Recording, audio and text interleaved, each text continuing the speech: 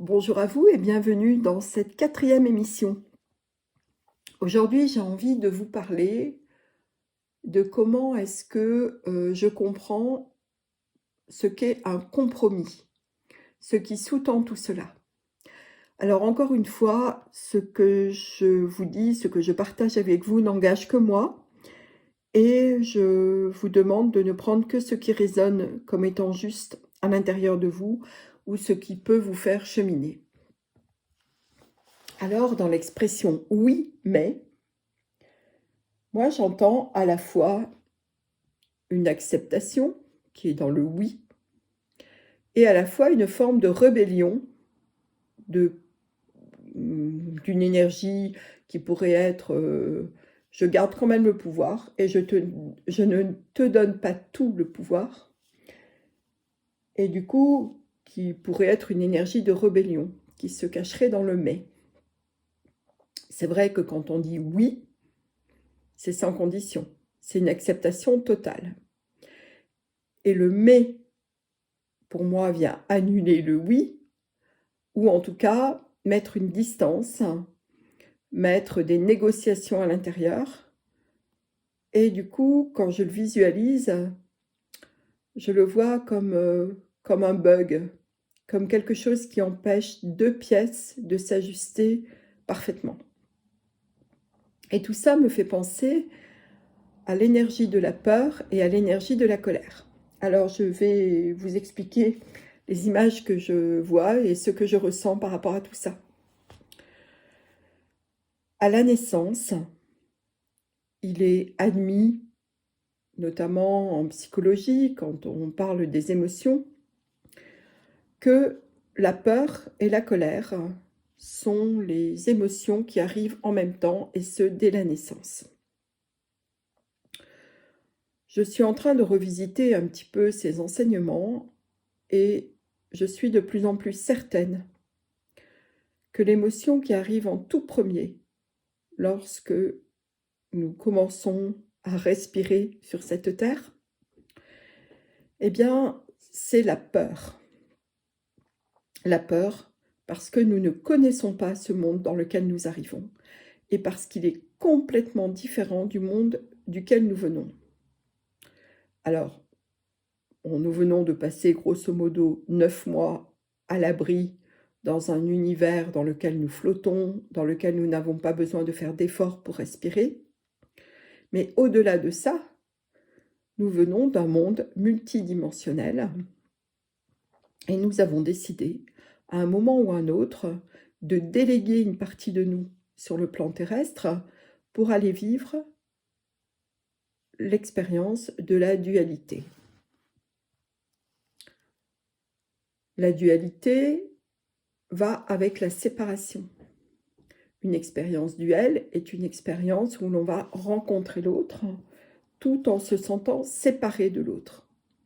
Et du coup, cela amène des émotions, cela amène des confrontations, cela amène des négociations.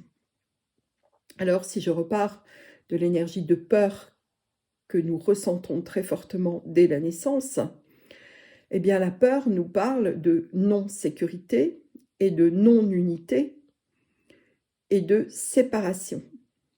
Séparation de quoi? Séparation de la source d'où nous venons, séparation d'une partie de nous et également oubli de ce que nous avons vécu auparavant dans ces autres dimensions, donc oubli de notre lien avec une énergie source. Cet oubli, cette séparation va créer un manque et ce manque va créer la peur. Sur le plan humain, lorsque nous avons peur, nous allons demander à être rassurés. Un petit bébé ne sait pas parler, donc il va pleurer, il va s'agiter, jusqu'à ce que quelqu'un vienne le prendre dans ses bras ou vienne lui apporter ce qu'il croit qu'il a besoin.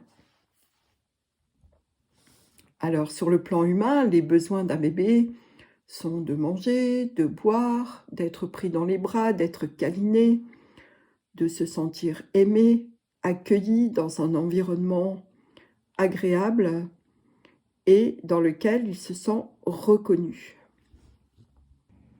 Et cela, quand tout se passe bien, eh ben, notre environnement humain, nos parents, notre famille peuvent nous l'apporter et donc l'apporter au bébé. Tout cela, c'est sur un plan humain. Par contre, ce que ressent le bébé, c'est le fait qu'il n'est plus relié à ce monde dont il vient. Et que du coup, il se sent séparé et que ça lui fait très peur. Parce que quelque part, il en a encore la sensation de cette plénitude, mais il ne peut plus la contacter. Et cela, les humains qui l'entourent ne peuvent pas le lui apporter. Donc, le bébé, petit à petit, va s'adapter, c'est une question de survie, va s'adapter à son environnement, va s'adapter au système qui l'accueille. Et comme cela se passe sur un plan humain, eh bien forcément, ce système est limité et ce qui peut lui être apporté va être très limité. Du coup, ce bébé qui n'est pas pleinement satisfait va petit à petit continuer à exprimer des demandes, des besoins, et cela va s'exprimer par l'émotion que nous appelons la colère, qui en fait sert à maintenir une demande. En effet, si je manque de quelque chose, si j'ai besoin qu'on vienne me rassurer, ou qu'on vienne jouer avec moi, ou qu'on vienne me nourrir, ou que j'ai besoin d'être changée, eh bien alors je vais exprimer ce besoin-là en criant de plus en plus fort, jusqu'à ce qu'on m'apporte au mieux ce dont j'ai besoin. Le problème aussi, c'est que le bébé est complètement dépendant de son entourage et que donc il va devoir se satisfaire de ce qu'on va lui apporter. Alors, quand il a des grandes personnes qui sont à l'écoute, qui sont bienveillantes, eh bien, il va recevoir ce qu'un petit humain a besoin de recevoir. Et il va pouvoir se constituer une personnalité dans des étapes de développement qui vont se passer plutôt bien. Et donc, il va avoir un regard sur la vie qui va être plutôt du style, ben voilà, la vie c'est sympa, quand je demande, j'obtiens. Évidemment, ça ne se passe pas de la même manière pour tout le monde. Et il y a d'autres bébés, d'autres enfants qui vont vivre des situations beaucoup plus angoissantes, avec des manques, qui ne vont pas se sentir accueillis, qui vont vivre de la maltraitance. Et cela va induire des comportements de soumission ou de rébellion. J'y reviendrai un autre jour dans une capsule un peu plus développée.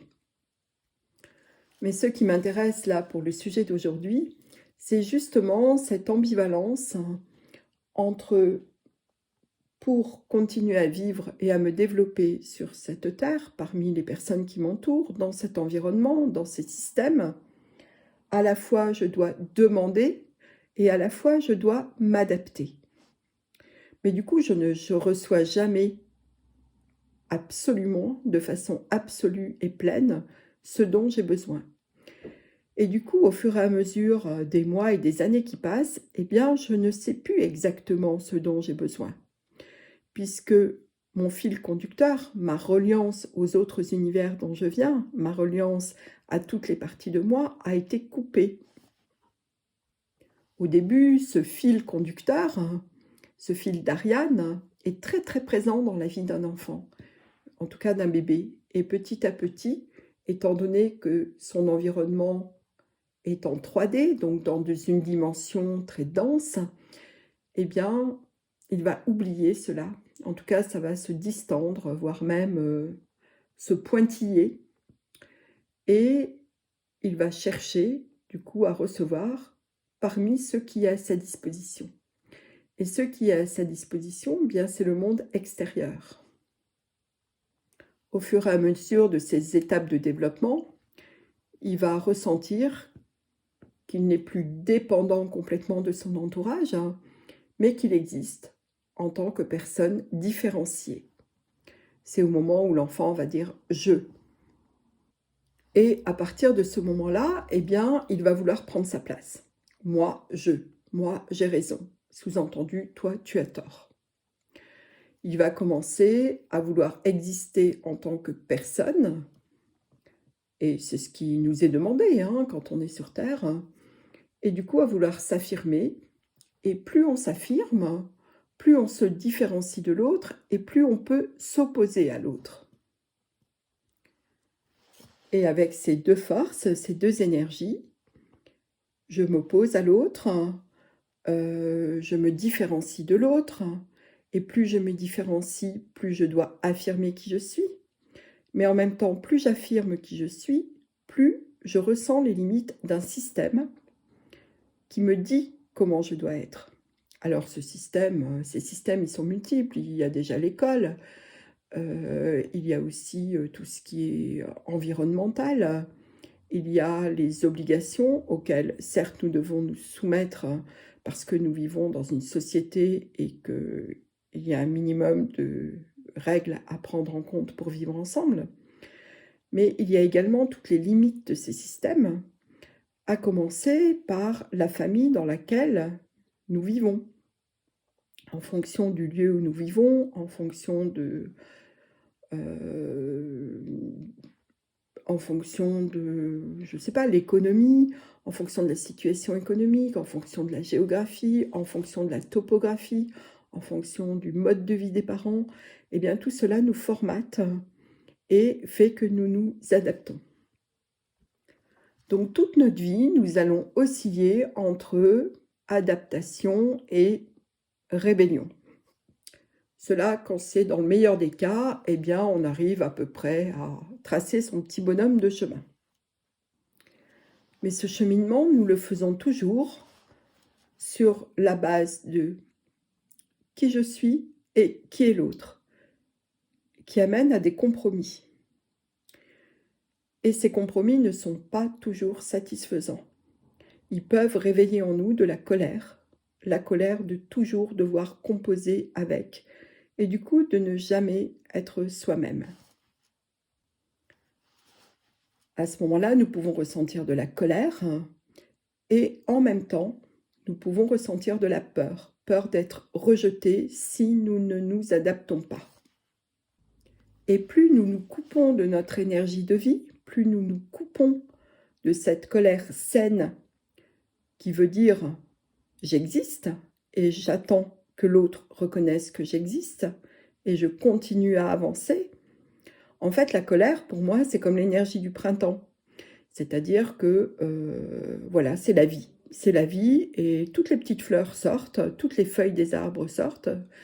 Et c'est la vie et personne ne s'occupe de savoir si l'autre nous laisse une place ou pas. Pour moi, l'énergie de la colère, c'est cela. Et quand je vous parle de colère saine, il s'agit de cette énergie de vie qui est, tout simplement.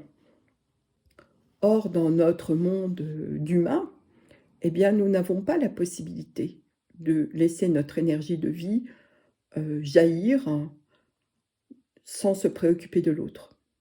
Nous sommes sur une planète où nous cohabitons et du coup, nous devons prendre l'autre en compte. Mais étant donné que nous ne savons plus qui nous sommes, que nous ne savons plus que nous sommes reliés à une source et que nous sommes juste venus en tant que partie de nous, en éclairage sur la Terre pour vivre une vie de dualité, alors nous croyons, nous nous limitons à croire que nous sommes tout puissants. Au fur et à mesure que nous grandissons, nous nous coupons de notre essence et nous vivons de plus en plus en opposition ou en adaptation à l'autre, en croyant que la version humaine de nous-mêmes constitue la totalité de qui nous sommes. Et plus nous croyons cela, plus nous nous réduisons à cette croyance, plus nous nous coupons du lien que nous avons avec la source. Et plus nous nous sentons isolés, et plus notre besoin d'être reconnu augmente, et plus notre peur augmente si nous n'obtenons pas ce dont nous avons besoin. Nous vivons alors comme des électrons libres, et le seul moyen de nous sentir vivants est de nous confronter en permanence à l'autre et au système. Alors concrètement, cela peut donner ça. Oui, d'accord, je suis d'accord, oui, oui. Mais quand même, j'y mettrais bien mon grain de sel. Donc en fait, ça revient à dire « j'ai raison et toi t'as tort ». Ou alors, je ne veux pas accepter pleinement un oui parce que dans ce cas, je ne me sens pas reconnue et je ne me sens pas exister. Et j'ai même l'impression de te donner mon pouvoir. Alors, pour sortir de cette spirale inversée, de cette spirale qui n'est pas vertueuse et qui nous entraîne vers l'involution et non pas vers l'évolution, et qui permet à la peur de dominer notre monde à l'heure actuelle, eh bien, il y a à mon avis, un autre chemin à prendre, que je vais essayer de vous expliquer en images, avec des comparaisons, parce que je ne sais pas trop faire autrement. Vous pouvez, par exemple, appeler devant vous votre peur et votre colère, et juxtaposer votre oui et votre mais. Et vous imaginez prendre de la hauteur, comme si vous étiez dans un avion, ou comme si vous étiez en parachute, ou tout en haut d'une montagne. Et vous imaginez devant un immense paysage.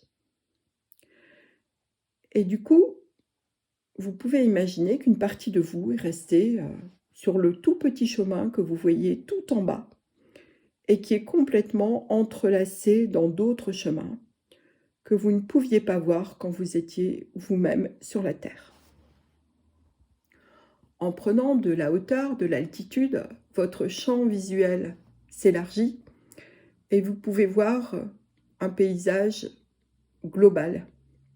Et vous pouvez voir les entrelacs et vous pouvez voir que le petit chemin dans lequel vous vous trouvez coincé, eh bien en fait, a plein de possibilités pour rejoindre d'autres chemins et pour sortir de cet isolement qui fait que vous vous battez en disant « oui, d'accord, mais non, quand même ». En fait, je veux bien, parce que ça me rassure un petit peu, mais quand même, je ne veux pas, parce que dans ce cas-là, j'ai l'impression de ne plus exister.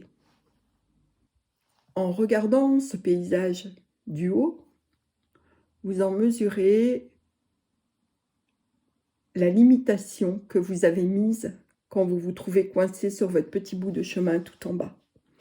Et du coup, vous pouvez vous ouvrir à d'autres choses, à une réalité différente, à une association d'autres chemins qui eux-mêmes font partie d'un paysage, qui eux-mêmes font partie d'une région, qui eux-mêmes font partie d'un pays, et que tout est relié, et que nous avons tendance à voir tout par le petit bout de notre lorgnette, qui est d'autant plus réduit que nous nous imaginons être tout seuls, et que du coup, pour nous sentir exister, nous devons nous agiter dans tous les sens en prouvant aux autres que nous existons. Et nous pouvons aussi prendre conscience que ce que nous vivons à une échelle individuelle, chaque être humain le vit, et que c'est ce qui conduit au conflit, aux guerres, et à la prise de pouvoir en faisant peur. Et qui dit peur dit besoin d'être rassuré. Et qui dit besoin d'être rassuré dit mise en place de systèmes qui nous sont présentés comme étant rassurants, mais qui en fait nous enferment dans une dépendance et dans une boîte qui fait que petit à petit, nous perdons notre liberté d'agir, notre libre arbitre, et que nous donnons tout le pouvoir à l'autre. Nous constatons aujourd'hui que ce système est arrivé à sa fin et il n'y a pas d'autre solution pour nous en sortir que de prendre conscience à titre individuel du chemin d'involution que nous avons parcouru, que de prendre conscience de tout ce qui nous a été imposé et opposé et comment nous nous sommes enfermés dans tous ces systèmes. Et du coup, en prenant conscience, nous pouvons retisser le lien avec les autres parties de nous qui vivent dans d'autres sphères, qui, elles, sont reliées, qui sont vivantes, qui ne nous ont jamais oubliés. Mais c'est nous qui nous en sommes séparés. Ça faisait partie de notre expérience, ça faisait partie de la dualité, et aujourd'hui, il nous est demandé de nous relier à notre fil d'Ariane pour sortir de la peur, pour sortir du oui mais, pour sortir de je suis d'accord mais j'ai quand même raison. Et plus j'ai raison, moins je te laisse de place. Il s'agit aujourd'hui de co-créer. Et pour co-créer, il est important de se sentir à sa place et il est important de reconnaître l'autre comme étant à sa place. J'y reviendrai dans une autre capsule. Mais en attendant, ceci est mon message du jour, issu de ce que je perçois, issu de ce que je vis, issu également des enseignements que j'ai reçus et de ma façon de les mettre en pratique et de leur donner du sens. Voilà, eh bien écoutez, je vous souhaite une belle journée et à la prochaine fois. Au revoir.